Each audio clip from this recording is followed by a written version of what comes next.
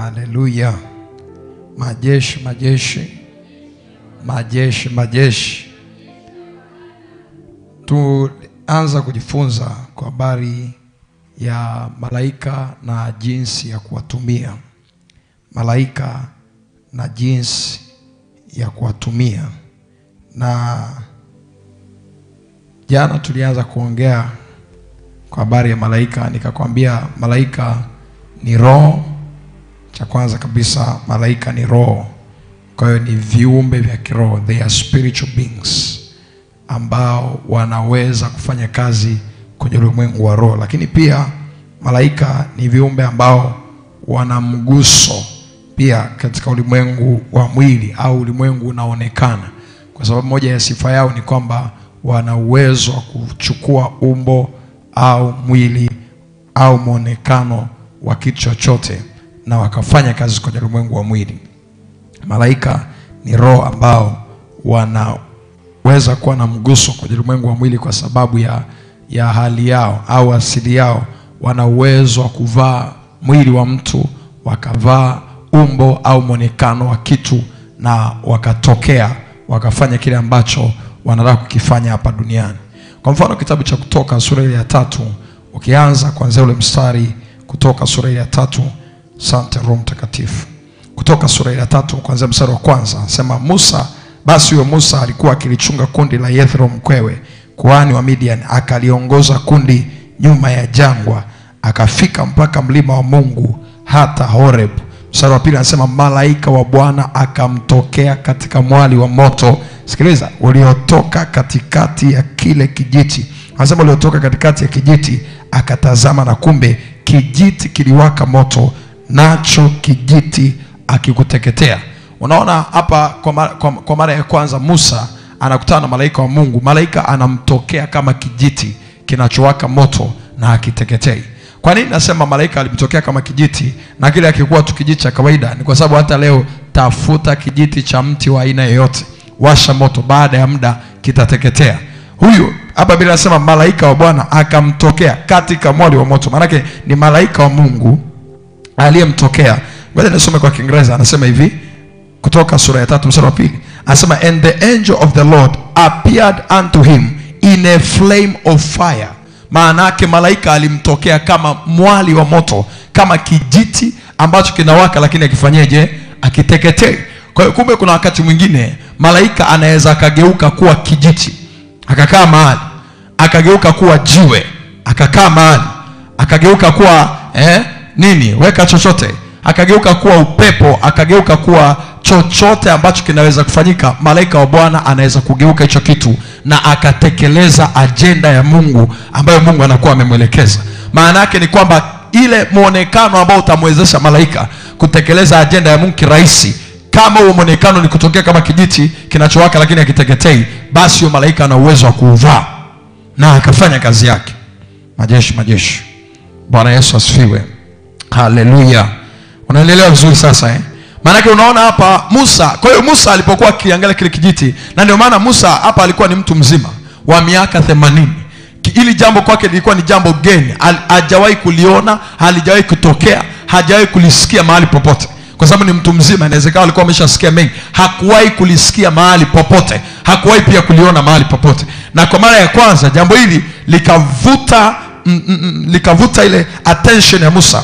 Anasema mstari wa 3, Musa akasema nitageuka sasa niyaone maono haya makubwa, na sababu kijiti hiki kinawaka lakini akifanyeje? Akiteketei. Mstari wa 4 anasema Bwana alipoona ya kuwa Musa amegeuka ili atazame, Mungu akamuita kutoka katikati ya kile kijiti akasema. Maana sasa safari hii ni malaika amegeuka kuwa kijiti ili avute attention ya Musa. Alipoipata attention ya Musa, sauti ya Mungu ikaanza kutoka kupitia malaika kumjia Musa. Bwana asifiwe sana. Haleluya. Zaburi 104 mstari wa 4. Zaburi 104 bado na kuonyesha kwamba malaika wana uwezo wa kuchukua umbo au namna au monekano wa kitu chochote na wakatekeleza ajenda yao. Wana uwezo wakachukua monekano au umbo au sura ya kitu chochote na wakatekeleza ajenda zao. Zaburi 104 mstari wa 4 anasemaje? huwafanya malaika zake kuwa pepo. Huwafanya malaika zake kuwa pepo. Rudia tena hapo kwa sauti. Huwafanya malaika zake kuwa nini? Pepo. Hilo neno pepo, nikuulize wewe, unahisi ni pepo gani? Ni pepo wale pepo toka, mwachie kwa jina la Yesu. Unahisi ni pepo aina gani? Ngoja nikupe tafsiri nyingine ya Kiingereza. Amplified version. Takusomea tafsiri kadhaa za Kiingereza ili uone. Shana mandarabo kosha. Hilo neno pepo hapo sio wale pepo wa kusema toka, mwachie, si mwachie. Kwa jina la Yesu mwachie. Kwa jina la Yesu mwachie. Umewahi kuona mtu anakemea pepo, alafu anasema kwa jina la Yesu mwachie, na pepo linajibu kwa jina la Yesu mwachie. Siku moja kuna pepo tulikuwa tunatoa kemea, ikafika mahali tulikuwa pale Msewe. Ilikuwa asubuhi, baba amemaliza mkesha, yule mtu alipuka pepo, kaleta fujo pale, baba akatuachia pale. Sasa nilikuwa siko peke yangu, niko na wachungaji wengi. Kwa hiyo yule binti alikuwa na nguvu. Tuko pale anasema kwa jina la Yesu toka. Kwa jina la Yesu stoki. Anafika mahali yule binti, sasa kwa sababu tulikuwa tumechoka, tumetoka kwenye mkesha, wengine tukabidi tumwache tukapumzike pale madhabahuni, kwa sababu tulikuwa tuna mahali pa kwenda hiyo asubuhi. Kwa hiyo tumeenda kupumzika pale madhabahuni. Binti akiwa kule wanamuombea akacheka. Naona na wengine wamechoka, wameamua kwenda kulala pale madhabahuni. Wachungaji wenzangu wa ABC walikuwepo, watakumbuka. Sasa sio pepo wa hivyo, sio kwamba malaika watageuka kuwa pepo wa hivyo. Ila mwisho wa siku ile pepo alitoka. Kwa sababu baada ya kusema hivyo ndo akatutia na hasira sasa. Anataja na majina. Alafu sasa ataje hata mchungaji. Makidi, umeenda kulala madhabahuni. Sema huyu pepo huyu ananitia hasira hivi. Sasa ilifika mahali mwanzoni kwa nahisi anaigiza. Kwa hiyo nitaka nichukue fimbo. Nimedili naye kwa fimbo. Kwa jina la Yesu toka, kwa jina la Yesu toki. Unamwambia nani kwa jina la Yesu toki? Wewe pepo gani wewe uogopi hata kulitaja jina la Yesu? Nikagundua baadaye tulikoma naye mpaka akamwachia. Na yule binti baada ya pale akapata usingizi mzito sana. Mpaka sasa hivi amefunguliwa. Bwana Yesu asifiwe sana.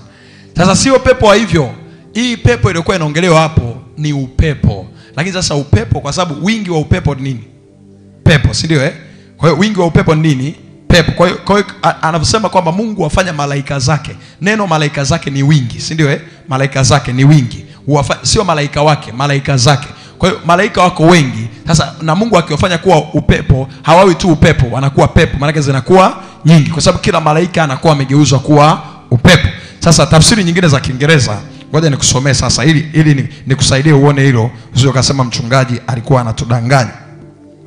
Hii inaitwa English Standard Version Revision. Anasema he makes his messengers winds.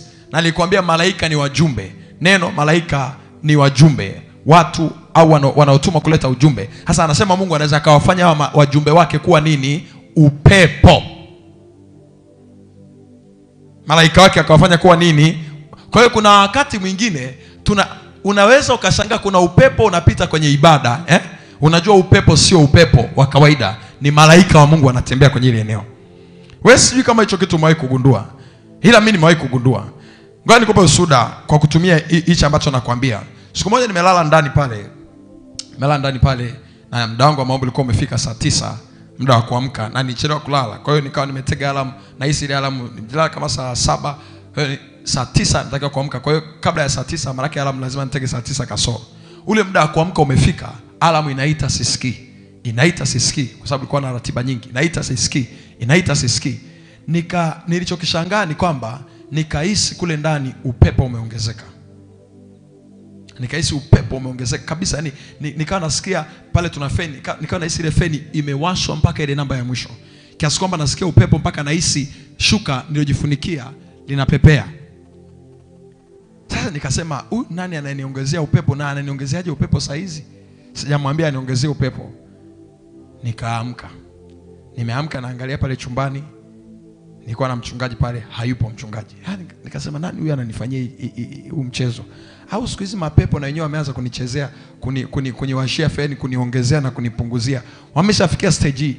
Ila cha kushangaza nilivyoamka, Wakati naendelea kuangalia nani yuko pale ndani, na kuja kuzunga narudi, nakuta pale ndani upepo hakuna tena. Baadaye nikiwa na tafakari, Mungu akaniambia nimekuamsha uombe. Ndio nikagundua malaika wa Mungu walikuja kama upepo. Sasa na kwa sababu angetumia njia nyingine nisingeamka kwa haraka. Kwa hiyo nikagundua malaika wa Mungu walikuja kama upepo pale nilipokuwa nimelala ili aniamshe niweze kuamka.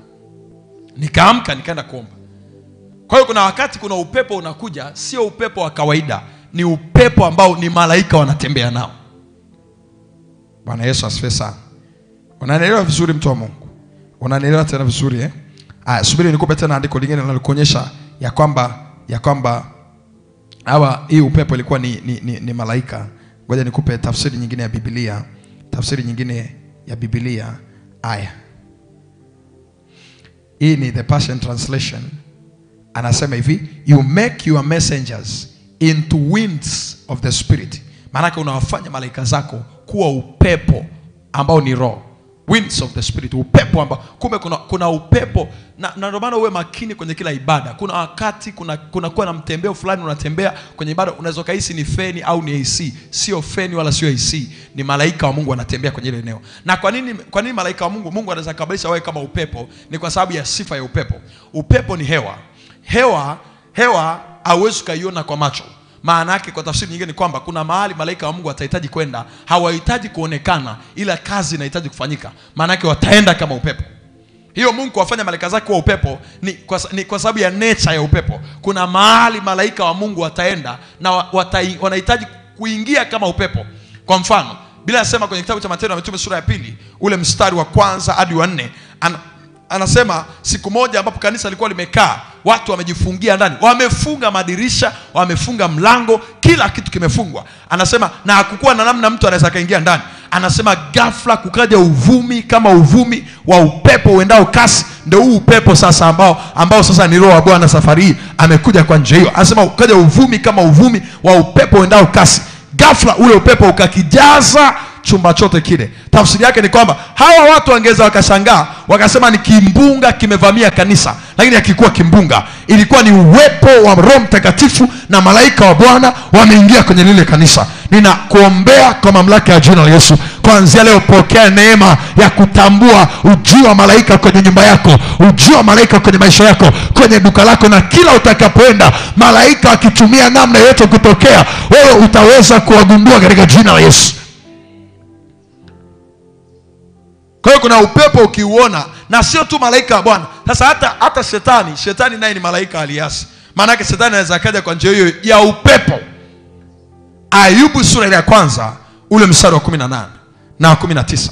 Shetani kwa sababu ni malaika aliasi, na yeye pia anaweza akaja kama upepo, akaleta madhara kwenye nyumba ya mtu.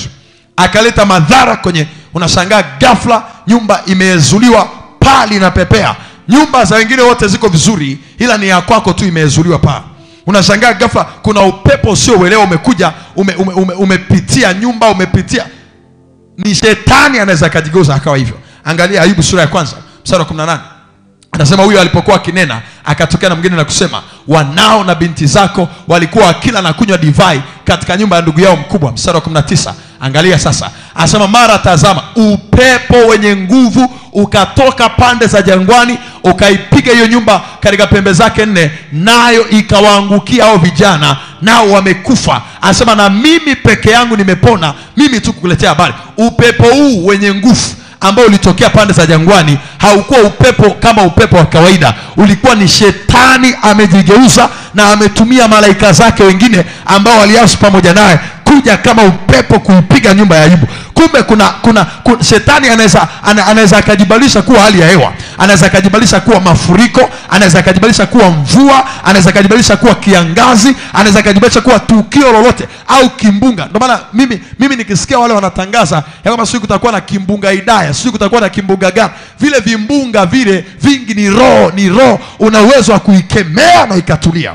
Wakati fulani Yesu akiwa anaenda nchi ya Wagerasi, Marko sura ya 4 kuanzia mstari wa 35, anasema Yesu akiwa anaenda nchi ya Wagerasi, wakiwa wamepanda mtumbwi wako njiani wanaelekea nchi ya Wagerasi. Anasema wakiwa njiani, kwa sababu kule kwenye nchi ya Wagerasi kulikuwa na yule ndugu aliyekuwa na mapepo mengi, na mapepo yalikuwa yameshaona Yesu anakuja kwenye nchi, anakuja kututoa.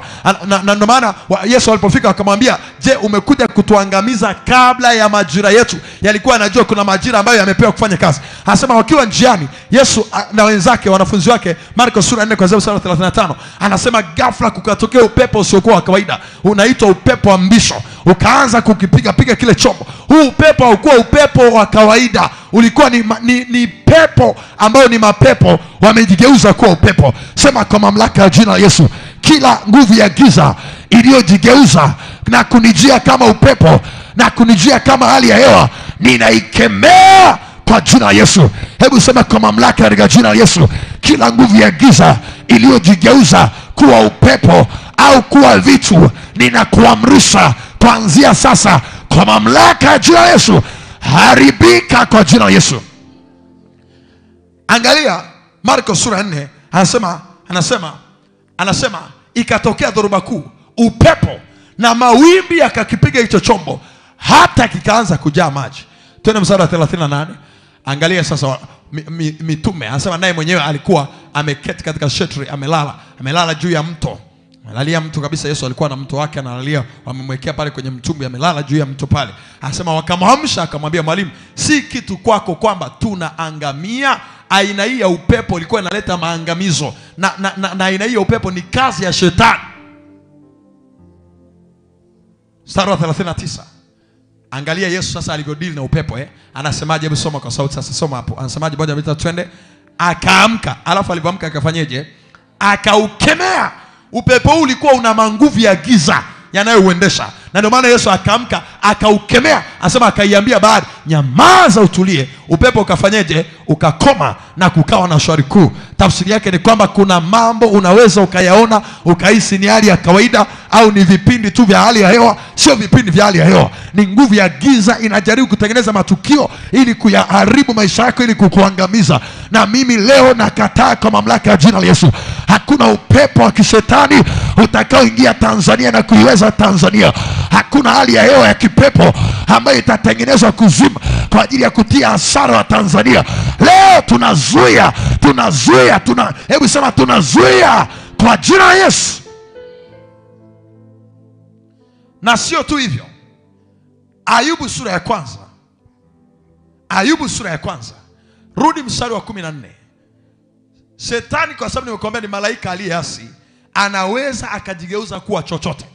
Unaweza ukasikia jengo limelipuka moto, alafu wakichunguza chanzo waone. Hata wakati mwingine wakipata chanzo, unaweza kugundua kile chanzo sio chanzo halisi. Chanzo halisi ni nguvu za giza ziliwasha moto ile nyumba, na baada ya hapo ikateketea. Leo tutadili nao kwa mamlaka ya jina la Yesu. Anasema mjumbe akamfikiria Ayubu, na kumwambia hao ng'ombe walikuwa wakilima na punda walikuwa wakilisha karibu nao. Mstari 15. Anasema mara wa Seba wakawashambulia, wakawachukua wakaenda nao, na wamewaua watumishi kwa makali ya upanga. Mimi peke yangu nimebaki kuletea habari. Twende mstari 16. Huu wa 16 ndio unaotaka sasa. Hebu tusome tuko pamoja. Anasemaje?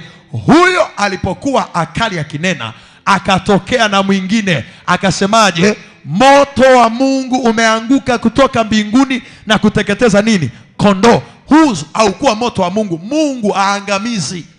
Yesu alikuja ili tuwe na uzima na kisha tuwe nao tele. Hakuja kuangamiza. Anasema yeye alikuja kukitafuta, kukiokoa na kukitafuta kilichopotea. Hakuja kupoteza vitu. Kila unapoona kuna upotevu unatokea kwenye maisha yako, hiyo sio kazi ya Bwana. Wala usije ukasema Bwana ametoa na Bwana ametoa. Sio Bwana ametoa, ni nguvu za giza zinajaribu kukuchezea. Na leo tunaomba kwa niaba ya Tanzania, na tunaomba kwa niaba yako na kwa niaba ya familia na ukoo na kanisa, ya kwamba kila moto wa kipepo, kila tukio la kipepo linalotengenezwa kuja kama upepo, kuja kama moto, kuja kama mafuriko, kuja kama mvua, leo tunaligairisha kwa ulimwengu wa roho, tunalifutilia mbali kwa jina la Yesu. Hebu sema katika jina la Yesu, sema katika jina la Yesu, kuanzia sasa kila hali ya kipepo inayotengenezwa kinyume na taifa langu, kinyume na Tanzania, haribika kwa jina la Yesu. Unaona hapa ni moto ulitokea. Unaweza ukasikia shamba limewaka moto, Ukahisi ni moto kwa sababu ya kiangazi. Sio kiangazi. Shetani mara zote anapofanya kazi zake kama hizi, atatengeneza na mazingira ili baadaye ukitokea uamini ya kwamba Mungu anahusika kwenye hilo. Ndio maana huyu mtumishi anamwendea Ayubu, anamwambiaje? Ni moto wa Mungu. Ulikuwa ni moto wa Mungu au moto wa shetani? Moto wa shetani. Kwa hiyo kuna wakati shetani atakutengenezea sababu uone pia labda Mungu anahusika kwenye hayo ambayo adui anakutengenezea, au kwenye hilo ambalo unalipitia, uone kama kuna namna Mungu anahusika. Mungu hahusiki. Twende tena kitabu kile cha Ufunuo sura ya 12. Ufunuo sura ya 12. Uone tena kuna wakati shetani ana uwezo wa kufanya mafuriko yakatokea. Hila ni mafuriko ya kipepo. Ufunuo sura ya 12. Shanda baba. Leo tutadili nao kwa jina la Yesu. Ufunuo sura ya 12, mimi nianze mstari wa 13. Ili uelewe hii habari vizuri. Nianze mstari wa 13. Anasema hivi, na joka yule, anasema na joka yule alipoona ya kuwa ametupwa katika nchi, anasema alimuudhi mwanamke yule aliyemzaa mtoto mwanaume. Mstari wa 14, mwanamke yule akapewa mabawa mawili ya tai yule mkubwa, ili aruke aende zake nyikani, hata mahali pake hapo alishapo kwa wakati na nyakati na nusu ya wakati, mbali na nyoka huyo. Alafu mstari wa 15 anasema nyoka akatoa katika kinywa chake. Akatoa nini? Soma hapo. Akatoa nini? Anasema akatoa nini? Nyoka akatoa katika kinywa chake nyuma ya huyo mwanamke maji kama mto, ili amfanye yule mwanamke kuchukuliwa. Kuna mafuriko tunaweza kuyaona, sio mafuriko tu. Kuna joka amechangia hapo. Kuna namna, ukasema ni mvua tu ilionyesha jana ndio imesababisha yote haya. Kuna mafuriko niwahi kuona yanabeba ng'ombe, yamebeba vitu. Yaani unaona kabisa ng'ombe wamebebwa na maji, wanaenda. Maana yake yamemtia mtu tayari hasara hapo. Shetani anaweza akatumia hata hali ya hewa, au malaika wake au mapepo, majini yakatumia hali ya hewa, yakatumia hiyo kusafiri. Na kwa sababu wewe hujafundishwa kuangalia ukiroho nyuma ya kila jambo, unaamini ya kwamba hii ni hali ya hewa. Na ukiamini hali ya hewa, baadaye utasema ni Mungu anahusika kwenye hivi. Kwa sababu Mungu ndo anayehusika na hali ya hewa. Ni uongo. Shetani akatengeneza, akatoa maji kama mto, ili amfanye yule mwanamke kuchukuliwa na nini? Na mto ule ni mto kabisa. Imagine joka anaweza kutengeneza mto ambao haukuwepo. Yaani unashangaa ghafla huelewi ni chemchemi, sio chemchemi, ni kama kitu kimezibuka, maji yanatoka sio kwa ya kawaida, na huelewi yanatokea wapi. Nasema ni chemchemi zimetokea tu, zimekuwa nyingi. Ni ghafla chemchemi ilitokea ndani ya nyumba, au ilitokea nje, au ilitokea uwanjani. Ghafla uwanja umeharibika, ghafla pale hapafai kuishi tena. Tunakataa matukio ya hivyo kwa mamlaka ya jina la Yesu. Sema amina ya nguvu.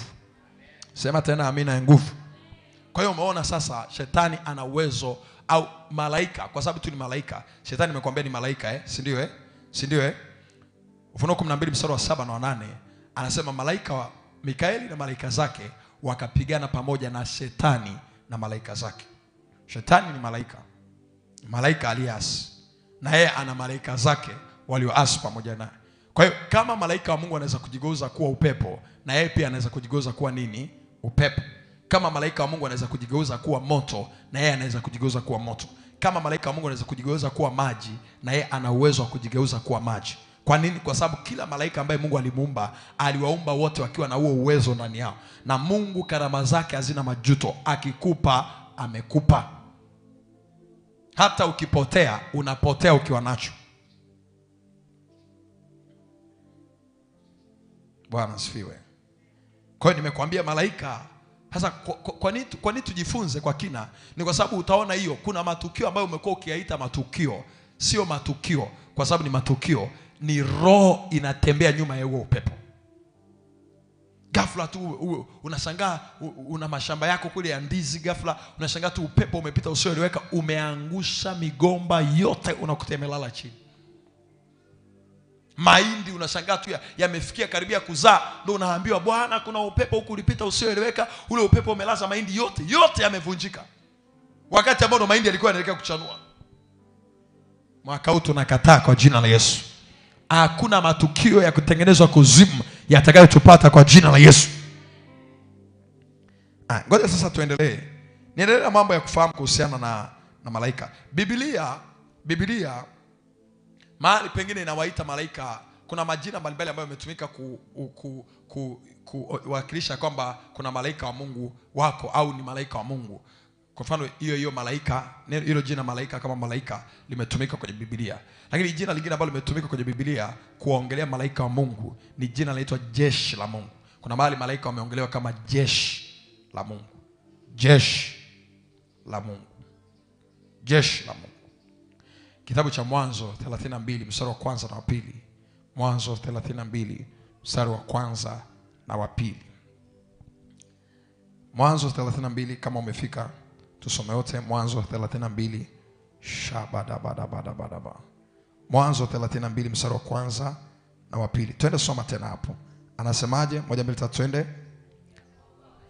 Yakobo akashika njia yake. Hapa Yakobo alikuwa anaondoka kwenda kukutana na ndugu yake. Anasema Yakobo akashika njia yake na malaika wa Mungu wakakutana naye. Mstari wa pili soma. Anasemaje? Anasema naye Yakobo alipoona alisema hili ni nini?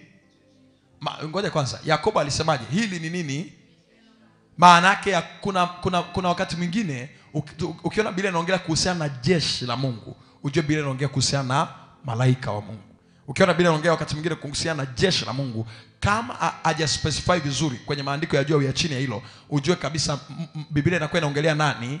Malaika wa Mungu. Alafu anasema akapaita mahali pale Mahanaim, jeshi. Mathayo 26 ule mstari. Ngoja kwanza, Mwanzo sura ya 2 mstari wa kwanza. Mwanzo sura ya 2 mstari wa kwanza. Mwanzo sura ya 2 mstari wa kwanza. Mwanzo sura ya 2 mstari wa kwanza. Shanda baba. Anasema hivi. Anasema mbingu na nchi zikakamilika. Anasema mbingu na nchi zikamalizika na jeshi lake lote.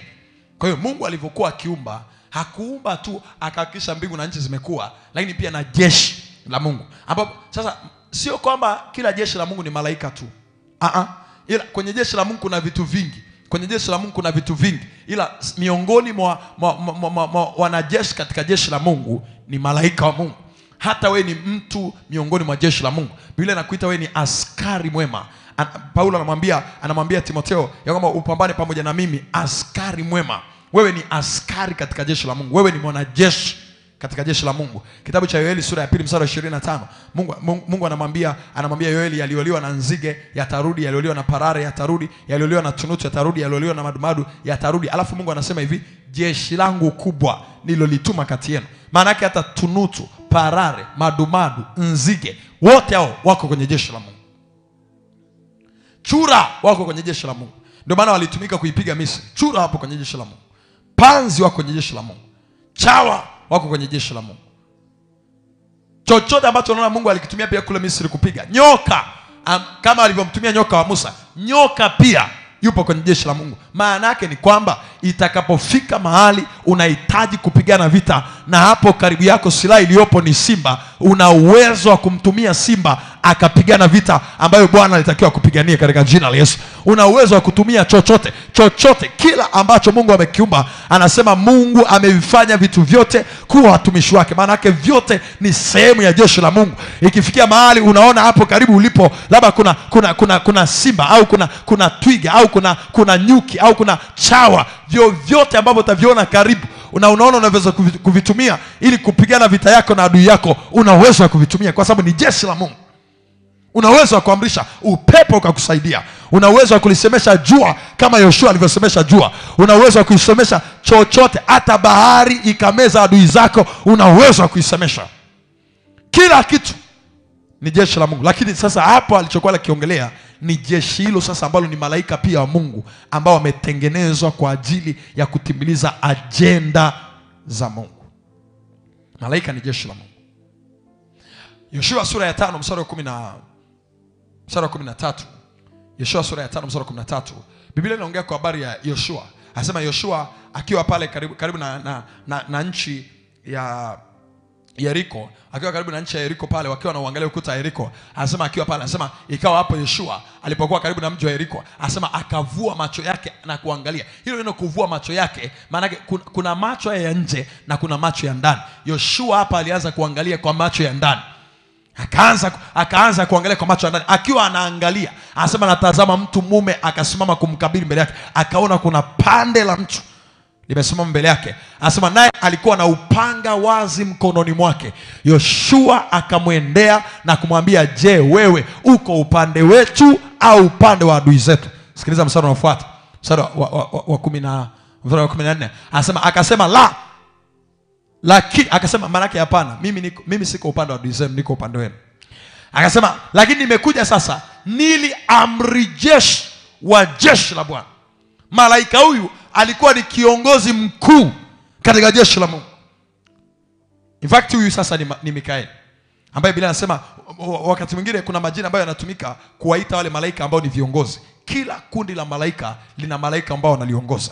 Kuna malaika ambao baadaye nitakwambia wanadili na habari njema. Kuna malaika na kupeleka ujumbe au taarifa. Kuna malaika wanadili na kupeleka taarifa, kupeleka ujumbe. Kuna malaika wanadili na uponyaji. Kuna malaika wanadili kama huyo uponyaji ni kama yule ambaye alikuwa anashuka kwenye Yohana sura ya 5 anatibua maji, alafu yule anaingia wa kwanza anapona. Kuna malaika wanadili na hiyo vita. Kuna malaika wanadili na ulinzi. Kuna malaika wanadili na kumuongoza mtu. Wana uwezo wa kukuongoza. Kazi yao ni hiyo tu. Na waingiliana.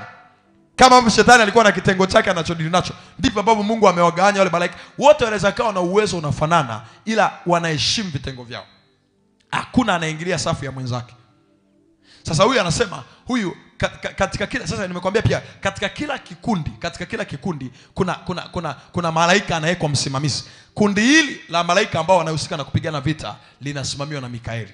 Ndio maana utaona kwenye Ufunuo 12 mstari wa 7 anasema Mikaeli pamoja na malaika zake wakapigana na shetani, wakashindana na shetani pamoja na malaika zake. Mikaeli pamoja na malaika zake. Kwa hiyo wale malaika wengine wanaitwa ni malaika wa Mikaeli, lakini sio kwamba Mikaeli anawamiliki, ila Mikaeli anawasimamia, anawaongoza. Wanafuata maelekezo kutoka kwa Mikaeli. Kwa hiyo malaika huyu ambaye Yoshua alimuona, Yoshua anamuona macho kwa macho, uso kwa uso. Kuna malaika amesimama mbele yake.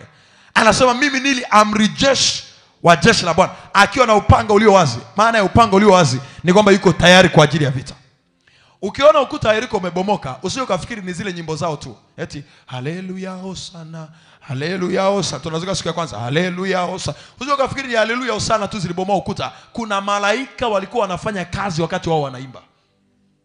Na moja ya kitu kilikuwa kinafanya hao malaika waweze kufanya kazi ni ule uwepo uliokuwa unatengenezwa, lile wingu lilikuwa linatengenezwa na sifa.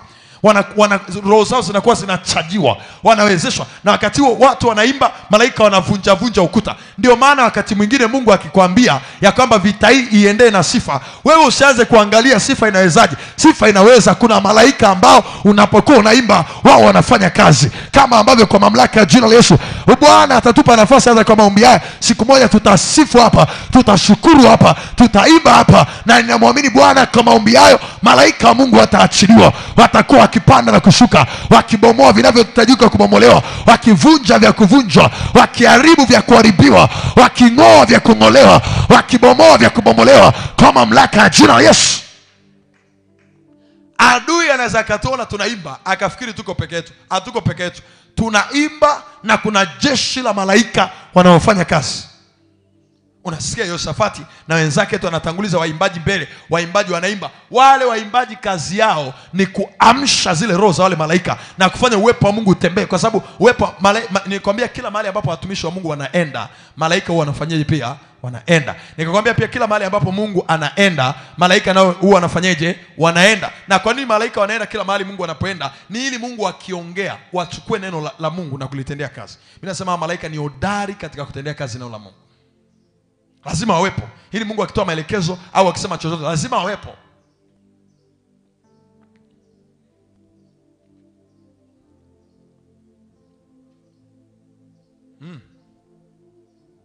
Haleluya. Naeleweka kweli au unaniangalia tu? Ni kama unaniangalia tu, unanielewa kweli? Unanielewa vizuri? Au nakutishia? Nakutishia? Bwana asifiwe. Kwa hiyo jina lingine ambalo linatumika kuongelea malaika ni hilo jeshi. Mfano Yesu anasema kwenye kitabu cha Mathayo sura 26 mstari wa 53. Yesu anawaambia wale watu ambao wameenda kumkamata. Anasema mnadhani ya kuwa nyinyi mnanijia na marungu na mapanga, mnafikiri ya kuwa siwezi kumuomba Baba yangu wa mbinguni akanitumia majeshi 12 ya malaika. Angalia neno nini? Majeshi. Hilo neno hapo liko nini? Majeshi. Maana yake kuna mahali pengine tunakuta Biblia inaongelea jeshi. Sio jeshi la watu, ni jeshi la malaika. Anasemaje hapo? Anasema naye ataniletea sasa hivi zaidi ya majeshi 12 ya malaika. Sasa hilo jeshi moja kwa wale watu wa kule Rumi, jeshi moja lilikuwa na wanajeshi kuanzia 6,000. Kuna watu wengine wameona wasema 6,800, lakini mara nyingi jeshi moja lilikuwa linaanzia watu 6,000. Kwa mfano unaona yule legioni alimwambia Yesu mimi ni nini? Ni jeshi. Yule ndugu alikuwa na mapepo 6,000 ndani yake. Yamekaa ndani yake, yanamuendesha. Kwa hiyo unavoshindana naye haushindani na pepo moja, unashindana na mapepo 6,000. Ndio maana energy yake ilikuwa kubwa kiasi kwamba anaweza kukata minyororo. Na kama yule mtu mmoja alikuwa anaweza kutembea na mapepo 6,000, wewe pia unaweza kutembea na malaika 6,000.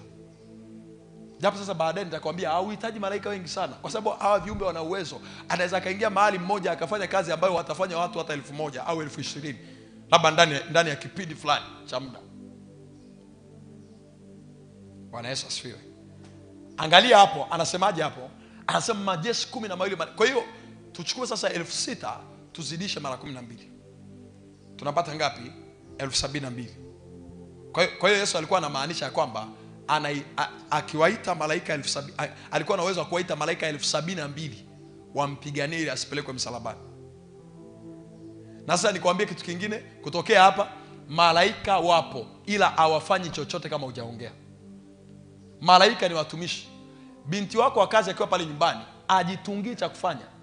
Anaweza kawa anakuona unahangaika, lakini ni mpaka umehitaji msaada wake ndio anafanya. Malaika anaweza kawa anakuona kabisa kuna changamoto unapitia, ile changamoto hukupaswa kuipitia. Ila sasa na wana uwezo wa kukusaidia, na ni viumbe wenye huruma pia wakati mwingine wana uwezo wa kukusaidia. Ila sasa kwa sababu hujaonyesha kutaka msaada wao, hawakusaidii. Wanaweza kawa hapo kwenye ibada, malaika ambao wanaweza kudili na uponyaji. Ila tusipowatambua, malaika wa Bwana sasa ninawaruhusu wa kufunguliwa wafunguliwe, wa kuwekwa huru wawekwe huru, wa kutolewa kwenye mashimo watolewe kwenye mashimo, ukisema hivyo kila malaika sasa anaingia kwenye kazi, anaanza kufanya kazi. Huwa wanasubiriaga neno ili wafanye kitu. Na baadaye nimekwambia tunajifunza malaika na jinsi ya kuwatumia. Kuna lugha ambayo nitakufundisha malaika wanaongea. Wana lugha zao. Wana lugha zao.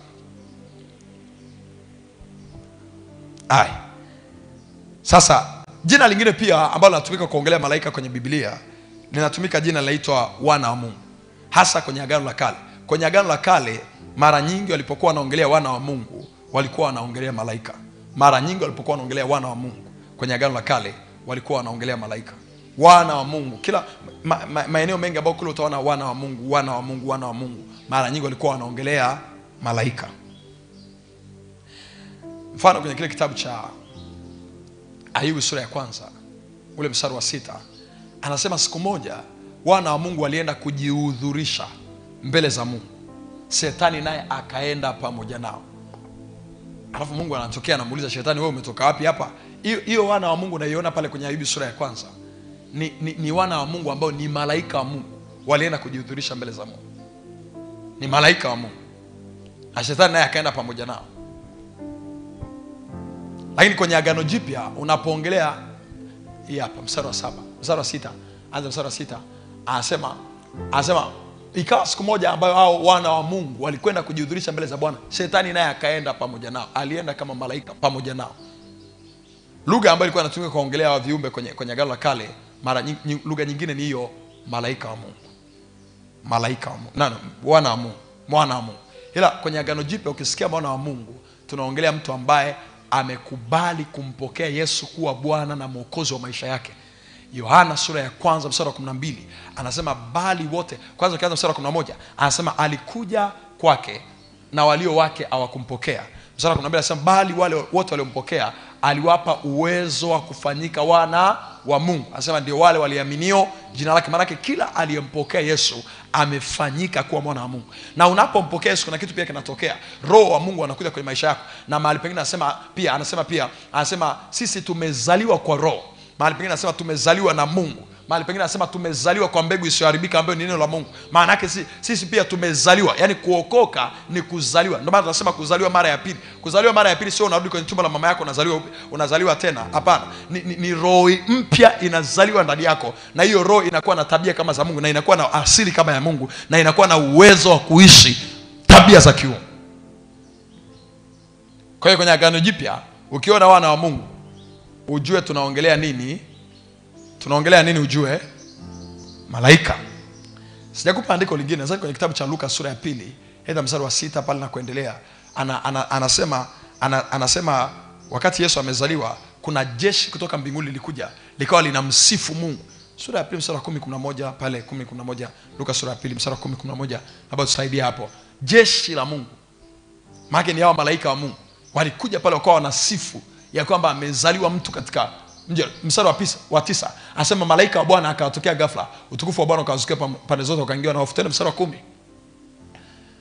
10 anasema malaika akamwambia msiogope. Haya, tena mstari wa 11, tena mstari unaofuata, tena.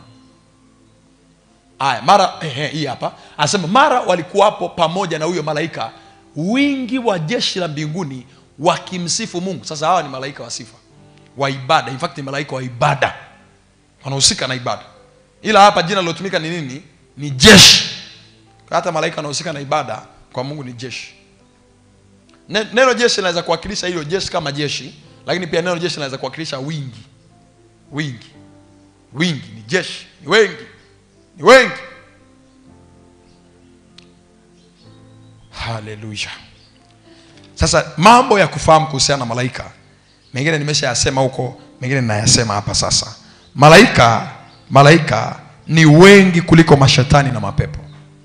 Malaika ni wengi kuliko mashetani na mapepo. They are many. Na nikisema hivi na maanisha kabla hujaamini ya kwamba mashetani na mapepo kila unapoenda yamekufuata, kila unapoenda unaamini yanakufuata. Kabla hujaamini ya kwamba kila unapoenda yanakufuata, amini pia ya kwamba malaika walioko upande wako, malaika kwenye ufalme wa Mungu wako wengi kuliko mapepo, wengi kuliko mashetani, ni wengi kuliko majini. Subiri nikupe maandiko ya kukusaidia. Halo. Tunakwenda pamoja. Nasema tena tunakwenda pamoja. Ufunuo sura ya 12 mstari wa 4. Ufunuo sura ile ya 12 ule mstari wa 4. Ngoja nikusomee. Ufunuo 12 mstari wa 4 anasema hivi. Labda nianze mstari wa 3. Anasema ikaonekana ishara nyingine mbinguni, na tazama joka kubwa jekundu alikuwa na vichwa 7 na pembe 10, na juu ya vichwa vyake vilemba vingapi? 7. Huyu ni shetani anaongelewa, si ndio? Tunakubali? Hebu sasa niambie, tunakubali? Twende mstari wa 4 sasa. Anasemaje? Anasema na mkia wake wakokota theluthi ya nyota za mbinguni. Theluthi ya nyota, hizo nyota za mbinguni zinazongelewa hapo ni malaika wa Mungu wanaongelewa hapo. Ni malaika. Tunajuaje ni malaika? Kitabu cha Ufunuo wa Yohana sura ya 1 ule mstari wa 18 na wa 19. Ufunuo wa Yohana sura ya 1 mstari wa 18 na 19. Ila pia hapo pigia mstari ile neno theluthi. Theluthi ni 1/3. Kwa hiyo kulikuwa na 3/3, tukatoa 1/3. Inabakia ngapi? 2/3. Maana yake kila pepo mmoja ana malaika wawili wa kumshughulikia. Kila mchawi mmoja ana malaika wawili wa kumshughulikia. Kila jini mmoja ana malaika wawili wa kumshughulikia. Na wawili ni bora kuliko mmoja. Wawili wana nguvu kuliko mmoja. Mmoja anaweza kaua 1000, wawili wakaua 10,000. Usiogope mashetani na nguvu za giza. Walio upande wetu ni wengi. Ufunuo wa Yohana sura ya 1 mstari wa 18 na 19 anasema naye aliye hai anasema nami nilikuwa nimekufa, tazama ni hai hata milele, nami ninazo funguo za mauti na kuzimu. Mstari wa 19. Basi uyaandike mambo hayo, Ngoja nikusomee. Shanda baba. Yandoria baba shaka. Asante Yesu. Tena mstari wa 20. Mstari wa 19 na 20. Mstari wa 19. Okay, tena mstari wa 20. Ngoja niende mstari wa 20. Anasema hivi mstari wa 20. Anasema siri ya zile nyota ulizoziona katika mkono wangu wa kuume na ya vile vinara 7 vya dhahabu. Anaweka nukta. Anasema hivi, zile nyota 7 ni malaika wa yale makanisa 7. Maana yake nyota ni malaika. Ukiona anasema kule shetani aliondoka anakokota theluthi ya nyota za mbinguni, maana yake alikuwa anakokota malaika wa mbinguni. Aliongofoka nao alipotoka mbinguni. Shetani usimchukulie kikawaida, ana ushawishi mkubwa.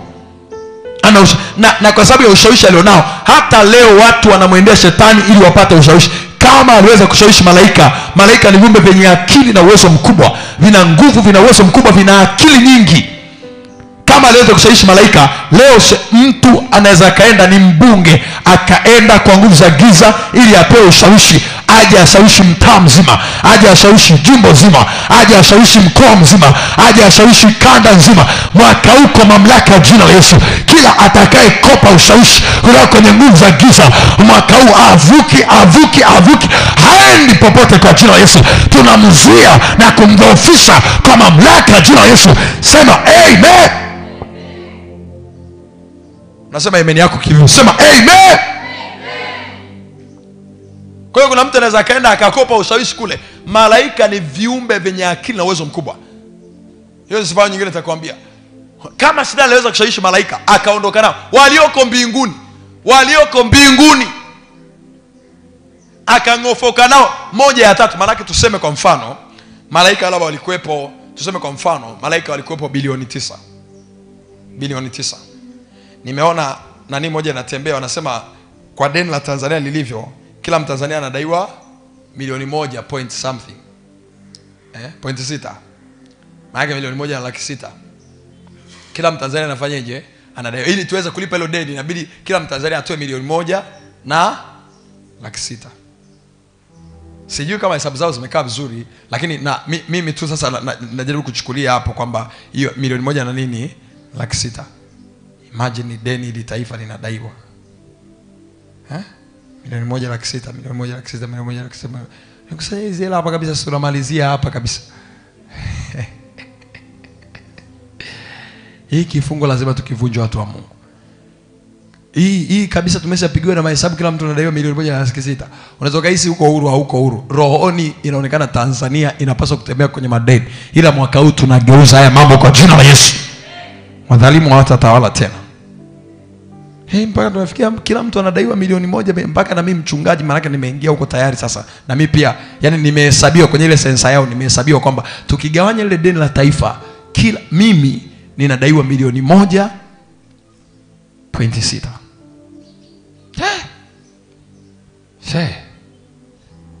Haya yataisha. Sisi ndo tunaanza kudai.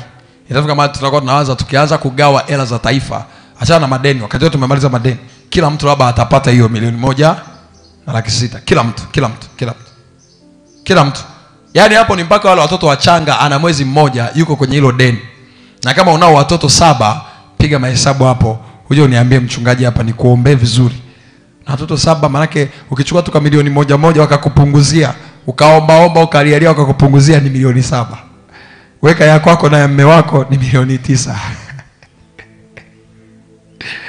Sasa nilikuwa nakwambia mfano malaika wako bilioni 9. Tulikuwa tunachukulia mfano Kwa mfano malaika wako bilioni 9. Bilioni 9, shetani aliondoka na theluthi ya malaika. Theluthi maana yake ni 1/3. Tukitafuta 1/3 kutoka kwenye bilioni 9, maana yake shetani aliondoka na malaika bilioni 3. Bilioni ngapi? 3. Hapo sasa sijui na yeye tumemtoa, sijui na yeye yupo. Kwa sababu yeye ndo aliondoka na hiyo theluthi. Maana na yeye sasa sijui yupo kwenye hilo, sijui hayupo, lakini vyovyote itakavyokuwa, weka malaika. Shetani aliondoka na waasi bilioni 3. Aliweza kushawishi watu bilioni 3. Atashindwa Tanzania yenye watu milioni 60? Anaweza. Anaweza. Kwa hiyo nataka nikuonyeshe nyota, mstari wa 20, Ufunuo sura ya kwanza mstari wa 20. Anasema nyota, zile nyota ni malaika wa yale makanisa. Kwa hiyo uliona zile nyota shetani anakokota, ni malaika alikuwa anawakokota akaondoka nao. Hilo andiko linatosha kusaidia kwamba malaika ni wengi kuliko nini? Mashetani. Lakini ngoja nikupe tena lingine. Hilo halitoshi bado. Ngoja nikupe tena lingine. Ufunuo sura ya 5. Ufunuo sura ya 5. Shanda baba. Ule mstari wa 11. Ufunuo sura ya 5 ule mstari wa 11. Anasema hivi, Ufunuo sura ya 5 mstari wa 11. Anasema twende 1 2 3, nikaona nikasikia sauti ya malaika wengi. Malaika wengi. Sema hapo, malaika wengi pande zote za kile kiti cha enzi, na za wale wenye uhai, na za wale wazee. Twende hapo. Na hesabu yao ilikuwa 10,000 mara 10,000. Na 1000 mara ngapi? 1000. Ona, 10,000 mara. Na sasa Yohana wakati huo hesabu zao pia zilikuwa tofauti. Inaonekana kwa wakati huo namba ya juu iliyokuwa kubwa kuliko zote ni 10,000. Yaani kwa wakati huo anayejua kuhesabu na namba ya juu sana ambayo alikuwa nayo ilikuwa ni 10,000. Baadaye wakaendelea kutoka 10,000 ikaenda 20,000. Baadaye wakaenda 30,000. Baadaye wakafika 100,000. Wakaenda 1,000,000. Wakaenda kutoka 1,000,000 wakaenda ngapi? Niwasikie sasa nyie matajiri wa hapa. Wakaenda ngapi? 1,000,000,000. Walipotoka 1,000,000,000 wakaenda wapi? 1,000,000,000. Walipotoka 1,000,000,000 wakaenda wapi? Majeshi. Kumbe tungekuambia tunakupa hizo hela leo zingepishana na wewe. Ungebaki kwenye deni la taifa. Kuna trillion, kuna zillion. Kazitafute hizo, kazitafute. Sasa tuchukue 10,000 mara 10,000. Hebu tuzidishe, nisaidie na wewe kuzidisha kwa kalkuleta yako sasa. 10,000 mara ngapi? Mara 10,000. Ili tuone Yohana yeye aliona malaika wangapi? 10,000 mara 10,000. Mandari baba shaka. Riando bobo shana mama. Shanda raka bobo shaka. 10,000 mara 10,000 ni ngapi? Milioni 100. Twende tena. Na ngapi tena mara ngapi? Tuchukue tena 1000 mara 1000 ni 1,000,000, si ndio? Sasa tujumlishe. Maana yake inakuwa ni 1,100,000 na 1,100,000. 1,100,000 na 1,100,000.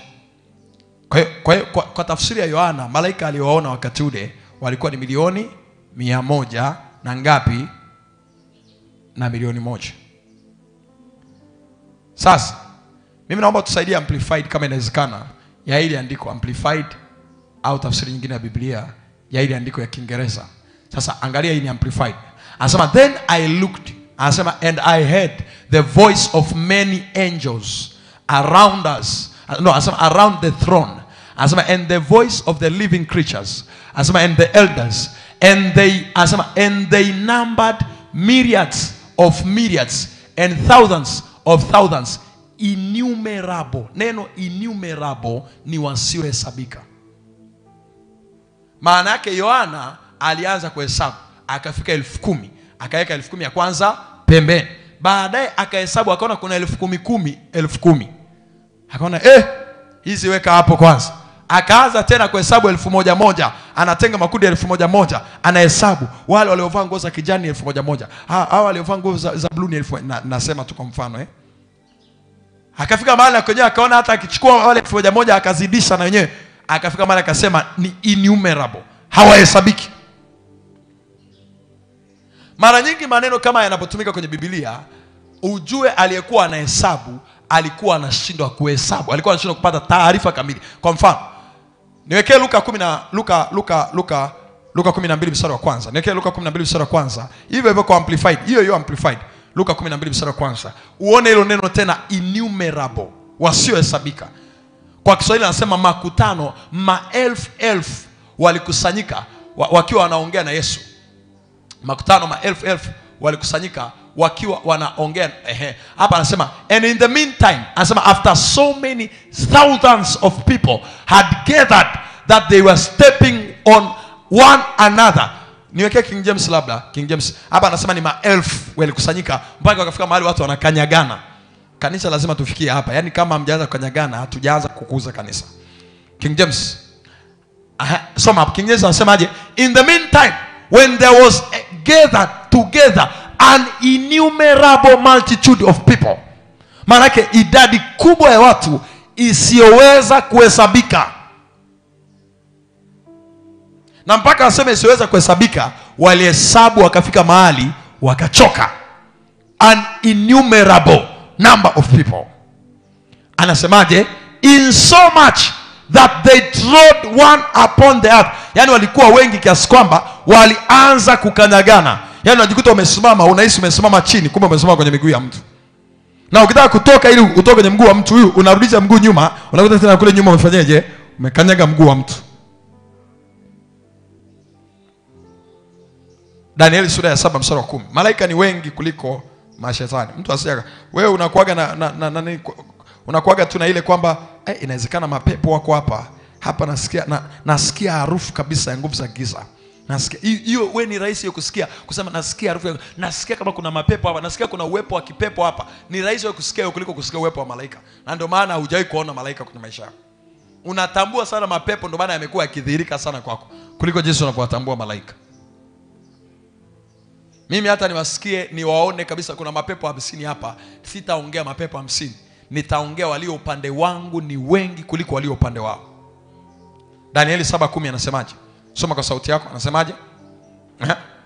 Anasemaje? Mto kama mto ukatoka ukapita mbele zake, maelfu wakamtumikia, na 10,000 mara 10,000 wakasimama mbele zake. Hukumu ikawekwa na vitabu vikafunuliwa. Ni haihesabiki. Hii haihesabiki hapa, ndio ile haihesabiki ya kule. Kwa hiyo hapa nilikuwa najaribu kuonyesha ya kwamba ukiona ile maelfu mara elfu ni idadi ambayo haihesabiki. Sasa ingekuwa inahesabika, Mungu angetuambia, kwa sababu hata wewe nywele za kichwa chako hizo Mungu anazihesabu. Sema anajua hesabu ya nywele hizi, nywele zako ambazo wewe unachana tu, kuna wakati mwingine unachana unatoa vibaya, nyingine zinatoka. Mungu anajua hesabu ya nywele za kichwa chako. Kwa hiyo ni wengi. Sema ni wengi. Wafalme wa pili sura ya 6 mstari wa 8 hadi wa 17. Wafalme wa pili sura ya 6 mstari wa 8 hadi mstari wa 17. Wafalme wa pili sura ya 6 mstari wa 8 hadi mstari wa 17. Angalia hapa, anasema hivi. Sasa mimi sitaanzia mstari wa 8 exactly, naomba mniwekee mstari wa 15. Nianze mstari wa 15. In fact hapa ni mfalme alikuwa anajiuliza, nani anayevujisha siri zangu? Sijui nisome ili andiko. Naomba nisome ili nikupe siri. Unakuja kwenye ibada unashangaa mchungaji anasema kuna mtu yuko hapa leo ameamka kichwa kikiwa kinamuuma. Alafu unajikuta mtu ni wewe. Unasema amejuaje? Nataka nikuonyesha kwamba hata ukiwa chumbani kwako, sisi malaika wanafika. Popote ambapo malaika wanafika, mimi naweza nikajua mambo yako. Kwa sababu nikiwa kwenye ibada wataniletea taarifa. Watu wengine wanasema wanapewa taarifa na watu wa juu, wanapewa taarifa ndio wanakuja wanazitoa kama unabii. You are a liar. Wewe ni mtu ambaye macho yako yamefungwa, akili zako zimefungwa. Yaani wewe umefungwa hata rohoni. Uone hata. Yote ambaye anatembea na Mungu vizuri na malaika wa Mungu vizuri, ana uwezo wa kujua mambo yanayoendelea mahali pasiri. Yoshua, Elisha angekuepo kwenye kizazi hiki cha kwetu, wangesema Elisha ana mtu yuko kwenye system anamvujishiaga taarifa. Wafalme, angalia anasema Wafalme wa pili sura ya 6 tuanze mstari wa 8. Wangesema Elisha ana mtu yuko kwenye system anampaga taarifa. Na kuna matumishi ya Mungu mengine, yani ni kama vile sijui ni yasemeje, kwa sababu hata maandiko yanaonekana hamsomi nyie. Wewe ukamsema mtu kwamba eti anavujishiwa taarifa. Kwa nini usivujishiwe wewe? Utakubalija kwamba Yoshua alikuwa anajua hadi mambo ya chumbani kwa mfalme bila kudokezewa na mtu, na ukatumia Biblia kuhubiri, na leo ukamsema mtu vibaya anaweza kujua mambo na mipango ya waovu akaileta hadharani ili tuombe au tuombe kinyume nayo, ukasema anavujishiwa? You are fake. Anasema basi mfalme wa Shamu alikuwa akifanya vita na Israeli, akafanya mashauri na watumishi wake. Akasemaje? Anasemaje? Akasema kituo changu kitakuwako mahali fulani. Angalia, anasema ni mfalme wa Shamu alikuwa akifanya vita na Israeli, anapigana na Israeli, watu wa Mungu, anapigana na taifa la Mungu. Akasemaje? Akafanya mashauri na watumishi wake. Kumbuka Elisha yuko na Israeli, huyu mfalme wa Shamu yupo kwenye nchi yake huko kabisa, kwenye chama chake huko, anafanya mashauri na watumishi wake, machawa wake ambao hawezi kuvujisha siri kirahisi, watu wake wa karibu. Mstari wa 9 anasema yule mtu wa Mungu, yule mtu wa nani? Yule nani? Tunaye, hata sisi tunaye mtu wetu wa Mungu. Mungu, tunakushukuru kwa kutupa baba yetu ambaye ni mtu wa Mungu juu yetu, na ni mtu wa Mungu kwenye taifa hili, na ni mtu wa Mungu kwenye kizazi hiki. Ni mtu wa Mungu ambaye akisema kitu huwa kinatukia kweli kweli, ambaye akibariki huwa Mungu anabariki, akifungua duniani mbingu zinafungua. Tunaye mtu wa Mungu. Tafsiri yake ni kwamba tunatarajia kwenye kizazi hiki yoyote atakayeitwa mtu wa Mungu awe na uwezo kama aliyokuwa nao Elisha. Wewe sio mtu wa Mungu kwa sababu tu umevaa unavyojisikia alafu unaanza kuombaomba vitu vya ovyo. Nasema ni mtu wa Mungu sababu una logo tu ya kanisa iko pale na umeshikilia mic pale na kuna mtu anakurekodi pale. Wewe sio mtu wa Mungu kwa sababu unarekodiwa. Hata waandishi wa habari wanaweza kurekodi watu. Wanasiasa wanarekodiwa, wanashika na mic wanaongea. Tunatarajia ukiwa mtu wa Mungu hivi vitu uvielewe. Anasema yule mtu wa Mungu akapeleka habari kwa mfalme wa Israeli na kusema jihadhari. Huyu ndo anampelekea habari nani? Mfalme.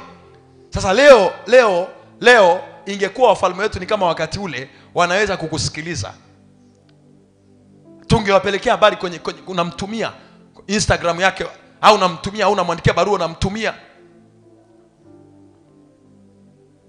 Na huyu ni mfalme alikuwa anathamini uwepo wa mtu wa Mungu Elisha. Elisha, yes. Uwepo wa mtu wa Mungu Elisha.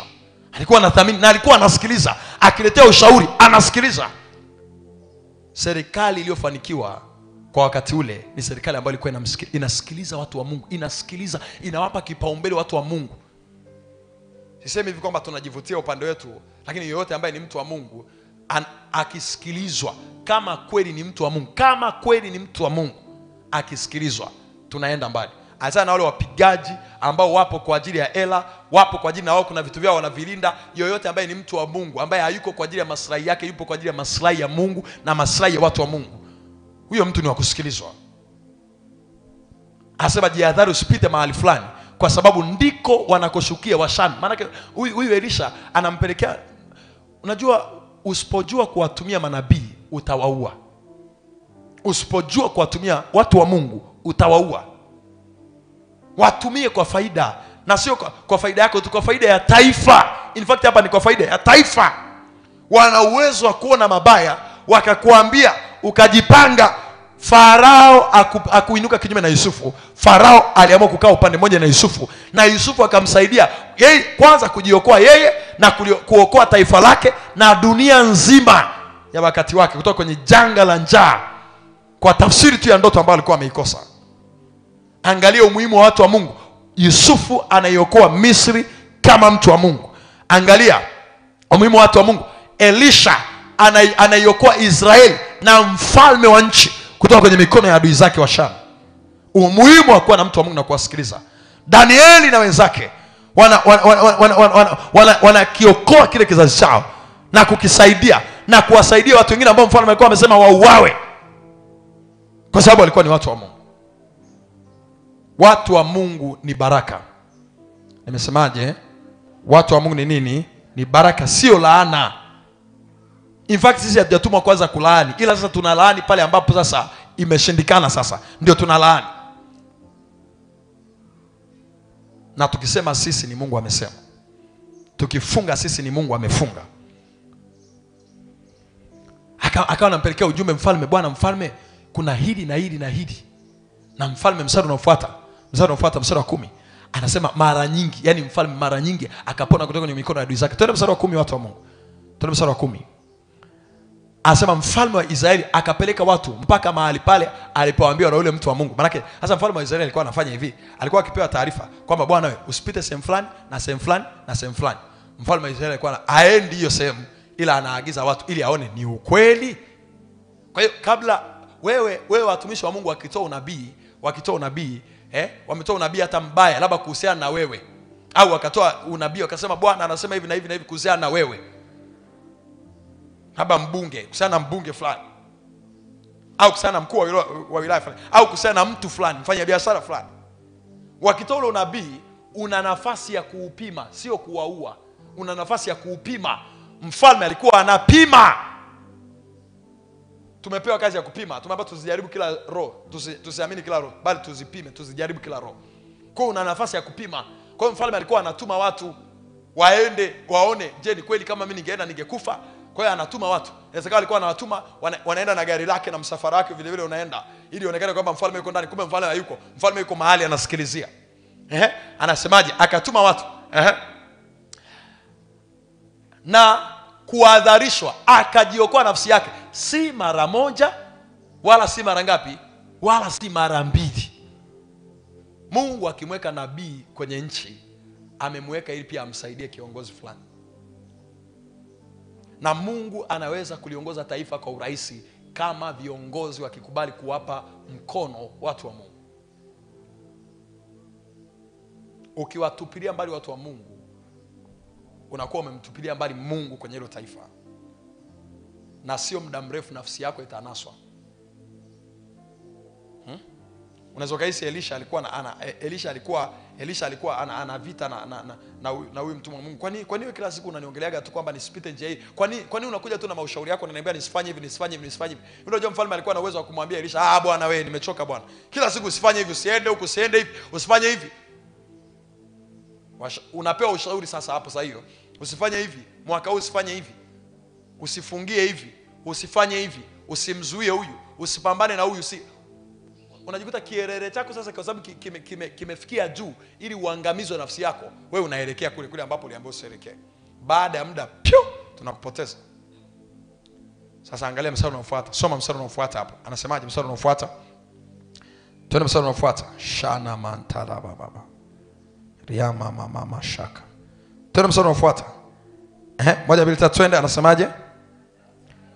Basi mfalme wa Shamu moyo wake ukafadhaika sana kwa ajili ya jambo hili, akawaita watumishi wake akamwambia, je, amtanionyesha ni mtu yupi miongoni mwenu aliye upande wa mfalme wa Israeli? Mbona tunapanga mipango alafu inavujaje? Sasa angalia sasa. Mstari wa 12. Mmoja wapo watumishi wake akasema, la bwana wangu, maana yake mfalme wangu, bwana wangu, hapa kwetu hakuna anayevujisha siri. Kwa uchunguzi ambao usalama wameufanya, hakuna anayevujisha siri hapa. Hakuna anayevujisha siri hapa. Mkuu hili tumeshalishughulikia. Huyu aliyejibu ni usalama wa nchi. Usalama wa nchi alijibu. Mkuu tumehakikisha sisi kila kitu chetu, kila taarifa tulikuwa tunaitoa kwa namna, au tulikuwa tunaipokea na kuificha kwa namna ambayo hakuna aliyeweza kuitoa. Na kwa uchunguzi ambao sisi kama usalama tumeufanya, tumegundua kwamba hamna mtu amevujisha hii siri. Tumeshatega mitego ya kila aina. Maana huyu jamaa pia naye alikuwa na watu smart, ambao walikuwa usalama smart, ambao walikuwa unajua huyu amevujishiwa, huyu hajavujishiwa. Huyu ni neno kutoka kwa Bwana, amejua kutoka kwa Mungu. Angalia sasa mstari unaofuata. Angalia sasa. Anasema mmoja wapo watumishi wake akasema, la bwana wangu mfalme, lakini Elisha yule nabii. Huyu jamaa kwanza alikuwa anajua Elisha ni nabii. Nabii pia kwa tafsiri nyingine alikuwa ni mtu, ni muonaji, ana uwezo wa kuona. Kuna manabii wana uwezo wa kuona na kuna manabii wana uwezo wa kusikia. Yaani yeye ana uwezo wa kutabiri kwa sababu amesikia, na kuna ambaye alikuwa anatabiri kwa sababu ameona, macho yake yameonyeshwa. Anasema kuna mtu ambaye ni nabii aliye katika Israeli. Anasema umwambie mfalme wa Israeli maneno uyanenayo katika chumba chako cha kulala. Mwaka huu hata wakiongelea chumbani, tunayakamata, tunayachukua kwa jina la Yesu. Wakipangia mipango baharini, chini kule majini, boti, yuko anayepanga mpango na anayeendesha boti. Hata angekuwa anaendesha peke yake, hata mipango hii ungeipanga peke yako, mwaka huu tuna macho ya kuona kila kitu katika jina la Yesu. Sikiliza mstari wa 13. Akasema, enendeni mkamwangalia alipo, nipate kupeleka watu kwenda kumchukua. Alafu anasemaje? Akawaambia ya kwamba tazama yuko Dothani. Kwa hiyo mfalme akawapeleka jeshi kubwa. Sasa akapeleka jeshi kubwa kule. Sasa nimekuja hapa kwa sababu nilikuwa nataka nikuonyeshe ya kwamba malaika walio upande wetu ni wengi kuliko walio upande wao. Na hawa malaika kwa Elisha walikuwa wafanyi kazi ya kulinda tu, walikuwa wanafanya kazi ya kuleta data, kuleta taarifa. Kuleta nini? Taarifa. Kuleta nini? Taarifa. Ngoja, kitabu cha Mhubiri sura ya 10, Mhubiri sura ya 10, nadhani mstari wa 10 na ngapi pale, anasema usimseme mfalme hata katika wazo lako, usiwalaani wakwasi, usiwaseme vibaya wakwasi au wafalme. Kwa nini? Kwa sababu anasema ndege wa angani watachukua maneno yako na kuwapelekea kule walipo. Au ndege wa angani sasa ni malaika hao. Sasa nataka nikuonyeshe kwamba hawa malaika kwa Elisha walikuwa wanafanya pia kazi ya kumpelekea data. Mhubiri Mhubiri sura ya 10 ule mstari wa 20. Mhubiri sura ya 10 mstari wa 20. Mhubiri sura ya 10 mstari wa 20 anasema hivi, soma kwa sauti, anasemaje? Usimlaani mfalme la hata katika wazo lako. Maana yake yani kuna mambo hujayaongea. Ndio maana watu wanashangaa, mbona hili nimewaza na sijamwambia yote? Umejuaje mtumishi wa Mungu, masihi wa Bwana? Umejuaje hili jambo? Mbona hili jambo ni mimi tu na watu watano, na hao watu watano tuliitana, tukaweka simu mbali, tukaweka kila kitu mbali, tukaongea nao sirini. Umejuaje? Tueleze. Sikiliza sasa, niwape tahadhari watu wa Mungu. Anasema hivi, wala tena nianze tena, usimlaani mfalme la hata katika wazo lako. Maana hata ukilaani kwa njia ya mawazo, tuna uwezo wa kujua. Tafsiri yake ni kwamba lolote ambalo utalifanya kwenye mawazo yako, tuna uwezo wa kulijua. Unakumbuka hata mbingu wakati fulani Mungu anaangalia wale watu wanataka kujenga mnara wa Babeli. Walikuwa wanawaza. Wakiwa wanawaza, Mungu akashuka aone walichoanza kufanya. Maana yake mbingu zinayasoma mawazo. Ndio maana Daudi anasema mawazo ya moyo wangu yapate kibali mbele zako. Ulimwengu wa roho audili na vitu vilivyoanza kufanywa, unadili na vitu vikiwa wazo. Ndio maana ukipata wazo kutoka kwa Mungu, Baba akatuambia wazo ni nini? Ni kitu kamili. Ni kazi kabisa ambayo imeshaisha. Sasa anasema kipengele bila anasema, wala usiwalaani wakwasi chumbani mwako. Wakwasi ni watu matajiri, watu wenye hela. Wala watu wenye hela usiwafanyeje? Usiwalaani. Anasema wala usiwalaani wakwasi chumbani mwako. Anarudia neno chumbani kama kule mwanzo. Chumbani mwako. Chumbani mwako maana yake ni mahali pako pasiri ambapo unakuwa peke yako. Kwa nini? Kwa kuwa ndege wa anga, jina lingine la malaika wanaitwa ndege wa anga. Sema ndege wa anga. Maana jina lingine la malaika wanaitwa nini? Ndege wa anga. Anasema ndege wa anga watafanyeje? Wataichukua sauti. Yaani ukiwa unawaza kule rohoni ni sauti. Ukiwa unawaza kule rohoni ni sauti. Sikiliza nyie mnaopanga mipango ya uovu. Mkiwa mnawaza tu hilo jambo, rohoni ni sauti inasikika. Na hiyo sauti inachukuliwa. Wale ndege wa angani wanaweza kuichukua, wakaniletea mimi taarifa. Wakamletea baba yangu taarifa. Wakamletea masihi wa Bwana taarifa. Nasikia raha nikiona hivi. Malaika wa Bwana, hii kazi muianze sasa hivi. Malaika wa Bwana ni usalama wa mbinguni.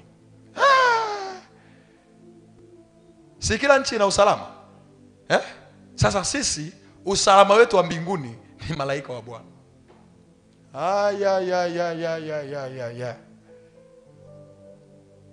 Malaika wa Bwana ni usalama wa mbinguni. Anasema wataichukua sauti. Na kufanyeje? Anasema na mwenye mabawa. Hilo neno mwenye mabawa ni hao malaika.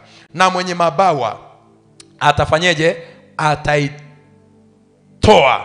habari. Na mwenye mabawa ni hao malaika. Wataitoa nini? Habari. Kwa hiyo sasa nisikilize kwa makini. Wale malaika walichokuwa wanakifanya kwa Elisha ni kuchukua taarifa kule na kumletea. Na ndio maana pia uwezi eti mtu ambaye, imagine mtu ambaye ana uwezo wa kujua ya kwamba wewe unawaza nini, wewe unapanga nini, alafu unapanga kwenda kumvamia. Unategemea wewe mtu utampata? Unahisi kwa nini Yoshua akaondoka nyumbani? Yoshua pia alikuwa Elisha. Unahisi kwa nini Elisha akaondoka? Elisha alikuwa anajiamini. Elisha alikuwa anajua, yani ingekuwa Elisha anajua jeshi lake alimtoshi na jeshi lake sio kubwa kulingana na jeshi linalokuja, angeondoka nyumbani. Hilo alivyokuja anamwambia mtumishi wake usiogope, maana walio upande wetu ni wengi kuliko walio. Ndio hiyo sasa anakuambia malaika wetu ni wengi kuliko adui zetu. Malaika ni wengi kuliko adui zetu. Tuwatumie kwa faida. Una uwezo wa kuambia malaika leo niambieni fulani alikuwa anawaza nini kuhusiana na mimi. Unafikiri Yesu alikuwa anajuaje, anasomaje mawazo ya watu ndani ya mioyo yao? Ni wao wajumbe wanaleta taarifa. Wanapanga huko, tunaenda kumwangamiza. Leo tunaenda kumtega kwa maneno yake. Wakifika pale wanashangaa Yesu siku hiyo akosei. Nini kinaleta taarifa? Malaika wa Bwana. Safari mimi hata nikiona mtu kabisa ninaweza kujua huyu ni chatu na huyu ni mtu. Huyu ni mbwa mwitu na huyu ni kondoo. Naweza kabisa kujua huyu sio kabisa. Yaani nitajisikia atakosa amani naye nikimwangalia tu, najua amekuja ibada, ametumwa huyu siye. Sihitaji kuambiwa na mtu, wala huhitaji kuniambia, wala huhitaji kunipigia. Nikiona tunajua huyu hamna kitu. Mtu ambaye anaweza kutoa unabii wa hivi, alafu unapanga kwenda kumteka. Unaweza kumteka mtu wa hivi. Ndio anashangaa watu ambao wanasema anaweza kumteka masiwa Bwana. Na washangaa pia kwa sababu mtu ambaye ana uwezo wa kuona vitu ambavyo vitatokea mwezi wa 6, mwezi wa 10, Disemba, mwezi wa 12. Huyo mtu ndio uje umpangie tukio la hapa, mnazungushana hapa twende. Hamwezi. Sema hawezi. Sema hawezi. Sema hawezi. Malaika wa Bwana ni wengi kuliko mashetani, kuliko mapepo, kuliko adui zetu pia. Tafsiri nyingine kwamba malaika wa Bwana ni wengi kuliko adui zetu. Sasa kwa leo naomba niishie hapa.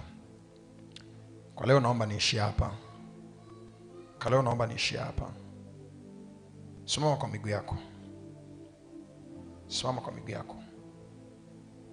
Malaika wa Bwana ni wengi.